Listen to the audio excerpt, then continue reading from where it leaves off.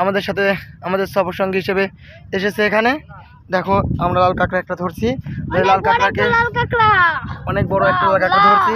দেখেন ও আমাদের থেকে ধরে পলানোর চেষ্টা করছে, কিন্তু হয়তো কিছু কারণবশত যেতে পারছে না, কারণ আমি তাকে অনেক সুন্দর করে বেঁধে রেখেছি যাতে সে কোনো মতোই গর্ত ভিতরে যেতে না পারে।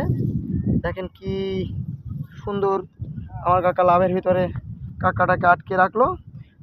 ধরতে গেলে সে হয়তো দৌড় দেবে হয়েছে, কিন্তু নরম মাটি বলে সে দৌড় দিতে পারছে না। আমরা এবার ওনাকে পুনরায় অন্য কাঁকড়ার সাথে অ্যাটাচ করব। এই যে দৌড়াচ্ছে, এই যে দৌড়, আরে কাকরু কাকরু এই ঢুকে গেল, কিন্তু ঢুকতে পারলো না। তাকে দাবড়া দাবড়া ধরছি আমরা, দেখি সে কি করে আজকে। কাঁকড়াটা কোথায় যেতে পারে? লাল কাঁকড়ার চর, কুয়াকাটা সমুদ্র সৈকত, সমুদ্রের বিপরীত পাশেই সুন্দরবন দেখা যাচ্ছে। সুন্দরবন আমরা দেখতে পাচ্ছি, কিন্তু সুন্দরবনে যাওয়ার মতো আমাদের কোনো পরিবেশ নেই এখান থেকে।